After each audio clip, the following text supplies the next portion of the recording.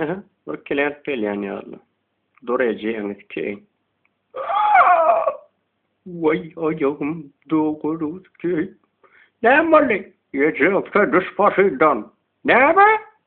Üsteyen doğunuz ki maşinen her yakacağım. Halam yolus palse komya adaylan ot min he tek pasport prava hemmeratlı vaktin tek pasportunuz köyün kse seradaya maşinimiz diyen doğunuz ki. Ne be? Yakacağım. İne şuna oynuyorum. Şuna. Vuf vuf vuf.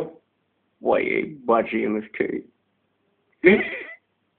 Hayyanın vasıfta neyemesiyim ki yiyekeceğim karacağım mesin çekeyim. Doğanık köçük mü yo diyor geçiyor diyen bacıyımız köy. Düşüktür vank. Toriyerinden bakken edeceğimiz köy. Maşinin önüne diyen ayya vasıftım. Hadi yakacağım. Ey gün sana değil ya, berikkel yakacağım derler. Şudam kırat delen derler, kalırız falan derler. Bir bakayım doğanız köyün ayağımız kınımıştı, kaçıyacağımız köyün kör, deret düşündüreyim. Şeyde sır doğanız köyün. Ne düşündüm, yakacağım kararım. Bol saltırağın dağıtcan. Vayacağımız köyün indiğine emetti vallahi. Yiyeceğimiz köyün ilgi tübürümü de yine battın. Ne mollu kovallı mı? Seret kör doğanız köyün yine battın mı? Yakacağımın teler. Yiyeceğimiz vum.